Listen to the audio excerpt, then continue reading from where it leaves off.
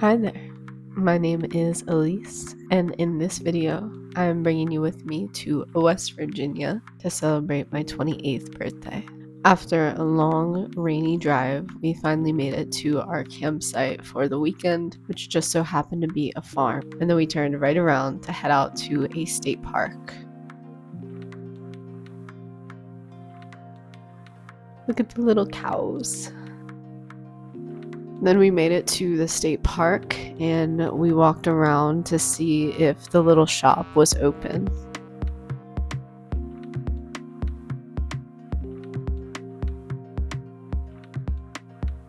It turns out that they had very specific hours, so we would have to come back another day. But I was able to use their restroom, and I always love seeing what kind of restrooms state parks have because they can really differ. This one was pretty rustic and well maintained at the same time. I'm wearing my West Virginia merch, and now it's time to hit the trail.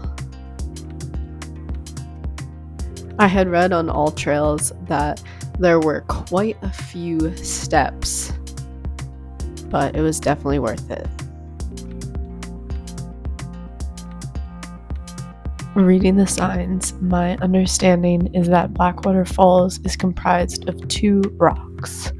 The top layer is called consciously sandstone that started forming 230 million years ago as rivers deposited sediment into huge inland basins that once covered what is now West Virginia. The consciously is a hard rock, which means that it is resistant to natural weathering and erosion. But there's a soft sedimentary rock underneath that is not so resistant. So as the Blackwater River flows, that soft rock underneath starts to erode. That causes large chunks of the consciously to break off as it loses its support and the waterfall migrates upstream.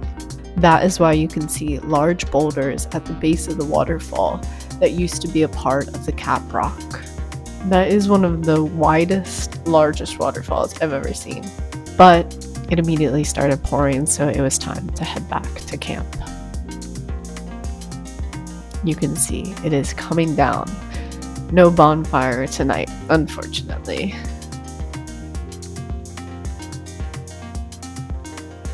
For the next day, there was no rain, and we were feeling hopeful. So we actually decided to go to a vegan cafe that was probably like 40 minutes away and kind of out of the way. Actually, maybe very out of the way. But we found this cute town that had this music venue called the Purple Fiddle at the end, and we almost regretted not checking it out the night before. But we continued on, and we were going to find Dolly sods wilderness. There are so many incredible hikes that I found in this area, and it's supposed to be more adjacent to northern Canadian environments and landscapes. So I just knew that we had to check it out. We started seeing the signs for it, and we knew that we were getting close.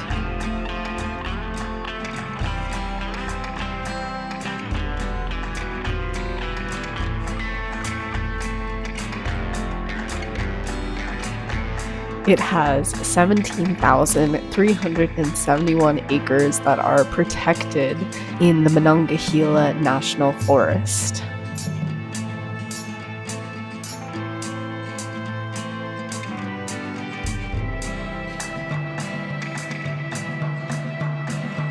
Check out this very strange house that is the most A-framed house I've ever seen.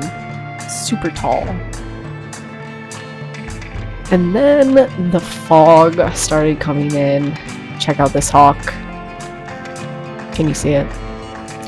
And I did start getting worried that we were not going to really be having much of a view at our lookout spot.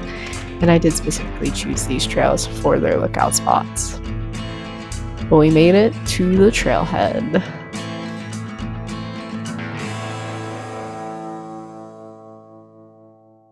And I always like to read the board, see what's going on.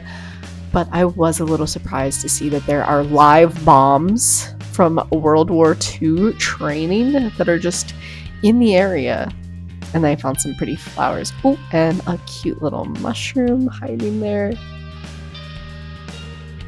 And some cute little flowers too, just to distract you from the live bombs.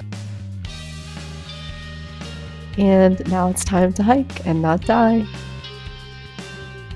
Look at that vibrancy. This is definitely looking different than Pennsylvania.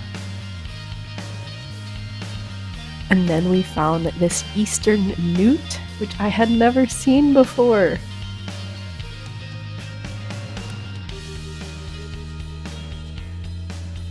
I love newts. I used to dig them up and keep them for a night. I would release them the next day, don't worry. So cute.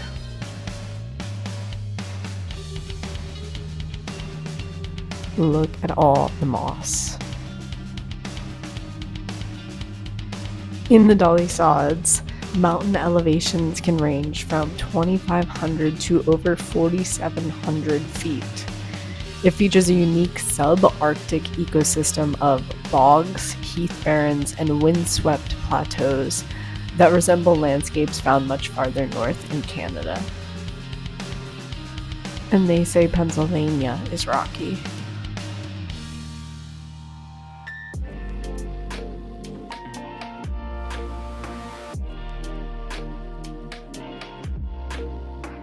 We found these glasses on the trail and put them on a rock in case somebody that had lost them could find them.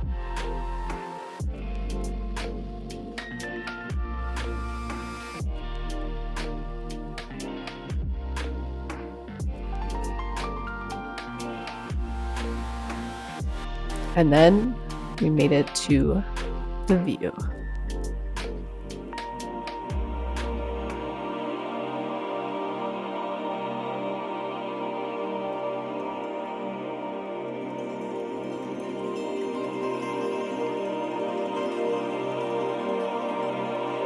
Time to see if it's completely covered with fog.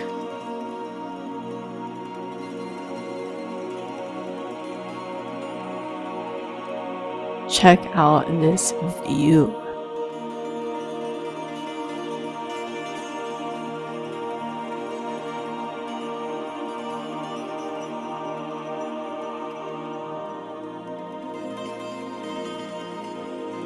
I was so worried the whole way that it was going to be too foggy, and even getting here I thought that the fog was just going to completely roll over the valley and cover everything, but it never did. It just kind of stayed there hanging out, as you see on the left hand side. So if somebody can explain this in the comments, I would be really interested to know what is happening here.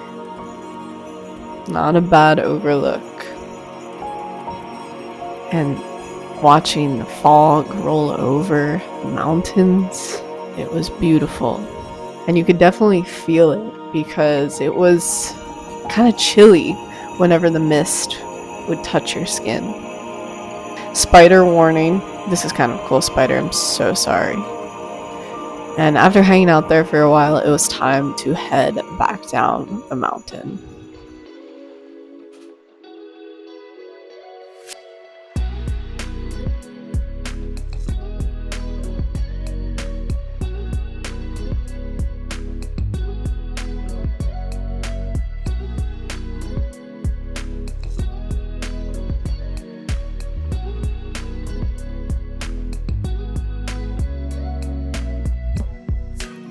And then my boyfriend and I decided that it would be really cool to get a shot of me walking across the creek. So I cautiously decided to throw him my GoPro. 3, 2, 1. Here we go.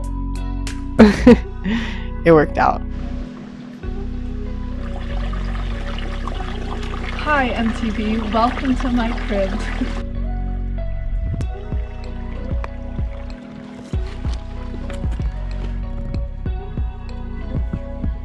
I'm not gonna lie, this shot of me is really sick, and if National Geographic wants to work, my DMs are open. And then it was time to head to our next trail. We were going to another hike that was super easy, less than a mile long. But as you can see, there is quite a bit of fog. Cold fog, might add. But it did look pretty sick. And then we got there, and it was even foggier than the drive up. But we figured that we should still check it out because it was such a short hike and still really cool. Very unique.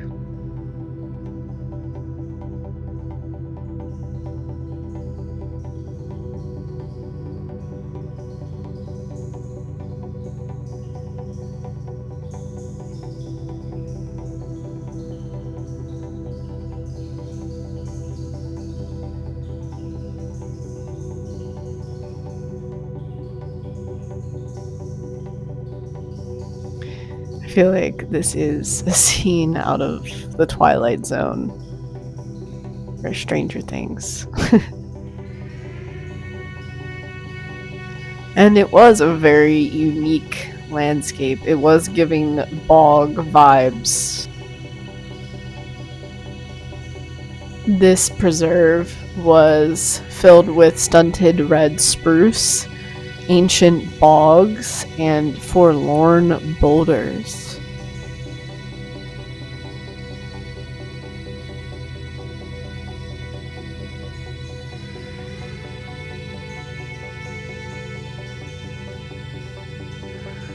Watch your step. And then it was time to head back to camp.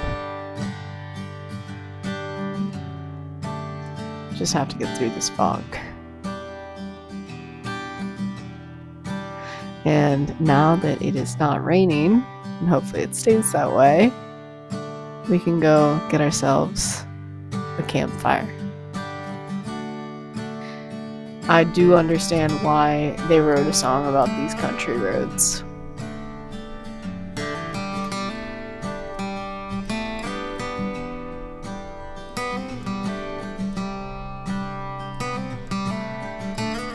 And this lake that we had was actually spring fed from an underwater spring or something. We were talking to the owner about it, so we just enjoyed our fire in front of the lake. The next day, we had another morning bonfire, and I decided to go down to the floating dock. It was a kind of trek to get there, and then I was right on that beautiful blue lake.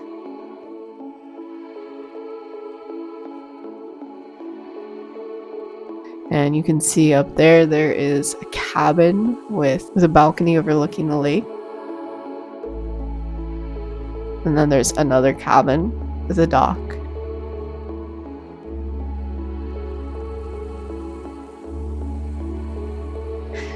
And then here I am on our floating dock, just floating away. Now it's tied to the tree. And then it was time to say goodbye to our campsite, and we decided to check out the state park one last time. Finally, the shop was open with its very specific hours.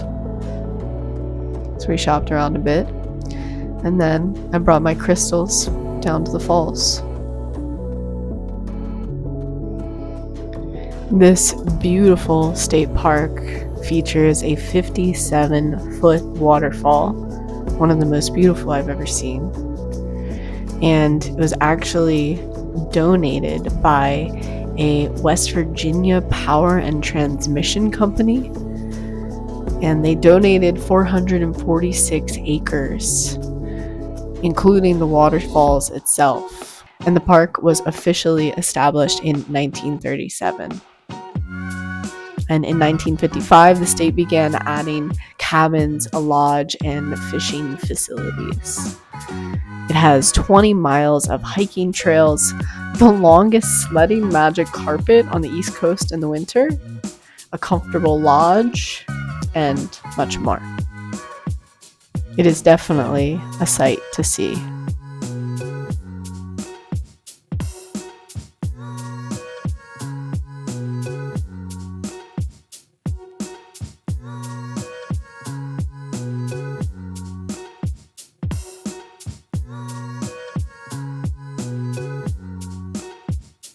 My favorite part is just watching up close the water falling over the stone. And we learned earlier about the different kind of rocks that make up this waterfall, or I guess what's underneath it.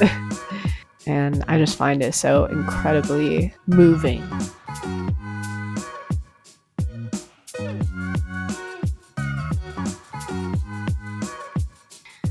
And my birthday happens to be in April, which is the perfect time for looking at waterfalls because the water flow is strongest in the spring. But then it was time to hit the road and head back to PA. I loved seeing all of these wind turbines. It is so cool and so inspiring.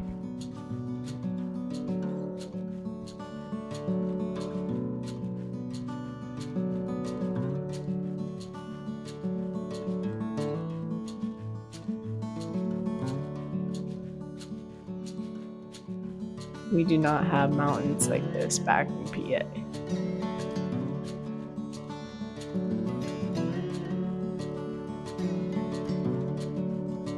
And again, it really makes sense why they wrote that song about these country roads. Come on now. Thank you so much for watching this video, and until next time, peace out.